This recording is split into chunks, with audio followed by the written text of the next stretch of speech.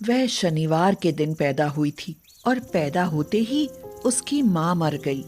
कुछ दिनों बाद उसके पिताजी हरमन का काम भी छूट गया। उसके पहले जन्मदिन पर उसके दादाजी गुजर गए। जब से उसे हरमन शनिचरी कहता है। घर तो घर, मोहल्ले पड़ोस में भी उसे शनिचरी कहने लगे। समय के साथ वह बड़ी होने लगी। एक दिन पड़ोस में शादी थी।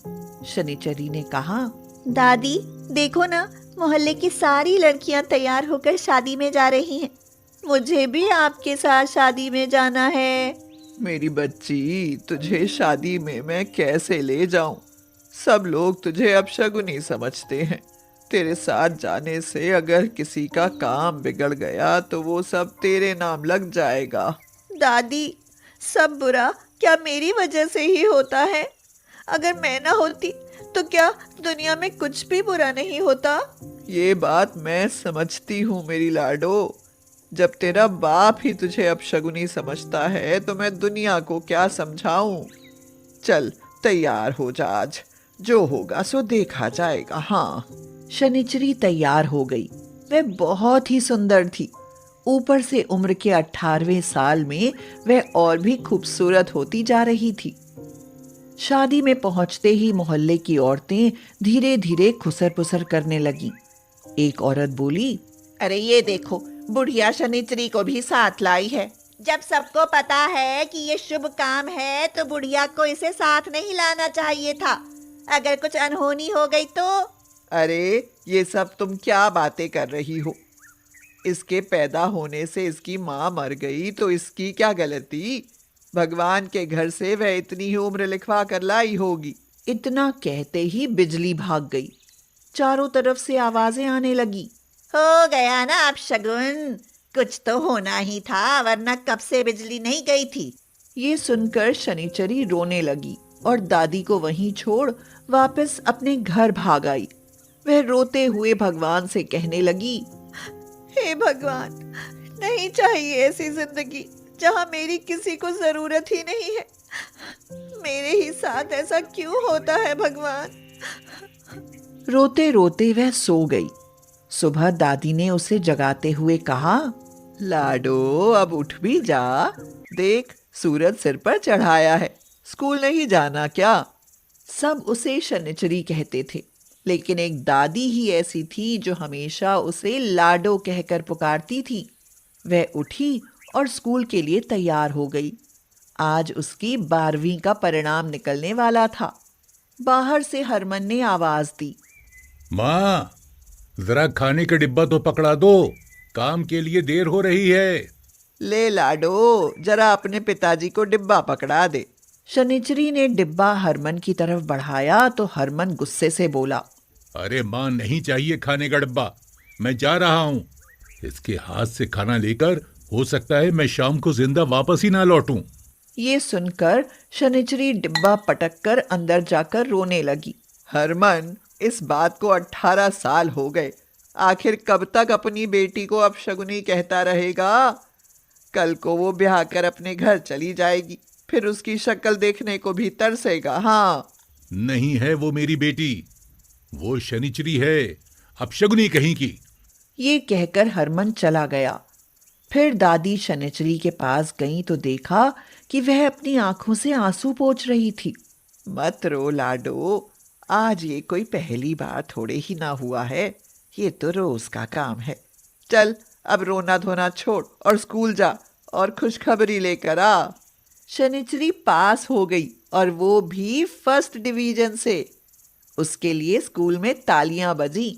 सभी टीचर्स उससे खुश थे, लेकिन शनिचरी खुश नहीं थी। उसके मन में हमेशा एक टीस थी कि उसका इस दुनिया में खुशी बांटने वाला दादी के अलावा कोई नहीं है। घर पहुंचकर उसने दादी को अपना रिजल्ट बताया। दादी बहुत खुश हुई और मंदिर में प्रसाद चढ़ाया। बेटी, बस अब तेरे हाथ पीले हो जाएं, फिर चाहे मेरी आंखें बंद हो जाएं। दादी, अगर शादी में ही कुछ अपशगुन हो गया तो? ये धब्बा मैं ससुराल में अपने साथ लेकर नहीं जाना चाहती। इससे तो अच्छा है कि मैं शादी ही ना करूं। दादी, आप पिताजी से बात करना। मैं आगे पढ़ाई करना चाहती हूँ और कॉलेज जाना चाहती हूँ। दादी ने जब हरमन से ये बात कही तो हरमन बोला, वो कुछ भी करे, मुझे क्या मतलब। पढ़ाई करे या शादी, पैसे चाहिए मैं लगा दूंगा। शनिचरी के लिए यही बहुत बड़ी बात थी। उसने कॉलेज में एडमिशन ले लिया। जब क्लास में आने पर सबने उससे उसका नाम पूछा तो वो चुप हो गई। अब वो कैसे बताए कि सब उसे शनिचरी कहकर बुलाते हैं। उसके चुप रहने पर पूरी क्लास उसका मजाक उड़ाने लगी। उनमें से एक लड़के रजत ने कहा, चुप करो तुम लोग, ये लड़की अभी नई है। अरे इस तरह किसी का मजाक नहीं उड़ाते। आओ जरा हम क्लास से बाहर बात करते हैं। तुम बहुत सीधी हो, आजकल सीधे रहने से काम नहीं चलता। मेरा नाम रजत है, तुम्हें कोई भी तंग करे मुझे बताना। अच्छा छोड़ो, आज से हम दोस्त हैं। मुझे बताओ तुम्हारा नाम क्या है? इससे पहले कि शनिचरी कुछ बोलती, रजत का फोन बज गया। फोन सुनते ही वह उछल पड़ा। शनिचरी उसे उछलते देख मुस्कुराने लगी। तुम जो कोई हो मेरे लिए बहुत लकी हो। तुम्हें दोस्त बनाते ही मेरे घर पर चल रहा 17 साल से मुकदमा हम जीत गए। अब वो घर हमारा हुआ। तुम नहीं जानती आज मैं कितना खुश हूँ। बधाई हो। Really you are so lucky for me. Please अब तो नाम बता दो। मैं तो खुद के लिए ही अनलकी हूँ, फिर तुम्हारे लिए लकी कैसे हो सकती हूँ रजत? पैदा होते ही मेरी माँ मर गई, तब से मैं अपशगुनी हूँ। सब मुझे शनिचरी कहते हैं। ये कहते ही उसकी आंखों में आंसू आ गए। रजत ने उससे कहा, प्लीज रोना बंद करो। किसी के लिए तुम कुछ भी सही, लेकिन मेरे लिए तुम बहुत ही लकी हो। और आज कोई तुम्हें शनिचरी नहीं कहेगा। आज से मैं तुम्हें शीनू बुलाऊंगा। कैसा लगा नया नाम? आप बहुत अच्छे हैं जो आपने मुझे समझा। उसके बाद वो दोनों क्लास में चले गए। रजत ने सबको उसका नाम शीनू बताया। कुछ ही दिनों में वो दोनों एक दूसरे के बहुत अच्छे दोस्त बन गए। शीनू, कल मेरे मम्मी पापा की शादी की सालगिरह है। मैं चाहता हूँ कि तुम उनकी सालगिरह पर हमारे घर आओ। ठीक है, मैं ज़रूर आऊँगी। अगले दिन शीनू उनके घर गई। रजत ने उसे अपने मम्मी पापा से मिलवाया, लेकिन तभी खुशखबरी मिली कि रजत के पापा की प्रमोशन हो गई है और अब वो अफसर बन गए हैं। माँ देखो ना, जिस दिन से मैं शीनू से मिला हूँ उस दिन से मेरे साथ सब अच्छा ही हो रहा है। आज शीनू का हमारे घर में पहला कदम पड़ा है और देखो पापा की प्रमोशन हो गई। हाँ बेटा, हमें एक के बाद एक खुशखबरी मिलती जा रही है। ये लड़की वाकई हमारे लिए बहुत लकी है। रजत ने अपने मम्मी पापा को उसके बारे में सारी सच्चाई बता दी। कितना कठोर समाज है जो इतनी प्यारी बच्ची को आज तक अपशगुनी कहता आया है। कैसे सहा होगा इस बेचारी ने ये सब। कुछ अनहोनी या गलत होना, इससे किसी के जीवन को कैसे जोड़ा जा सकता है? बेटी तुम चिंता मत करो, सब ठीक होगा। रजत, मैं इसे अपने घर की बहू बनाना चाहती हूँ और इसके पिताजी और समाज को दिखाना चाहती हूँ कि इस अपशगुनी के आने से मेरे घर में कितनी खुशियाँ आ गई हैं। क्या तुम्हें शीनू पसंद है? रजत ने हाँ में गर्दन हिला दी। वो लोग जब उन दोनों के रिश्ते की बात करने शीनू के घर गए तो प्रेमा ने कहा, आपकी लड़की हमें बहुत पसंद है। ये हमारे लिए बहुत ही भाग्यशाली है। हम इसे अपनी घर की बहू बनाना चाहते हैं। हरमन हंसते हुए बोला, तुम्हारे लिए होगी, लेकिन मेरे लिए तो ये अपशगुनी है। खबरदार, अगर मेरी बहू को अपशगुनी कहा तो कैसी सोच है आपकी?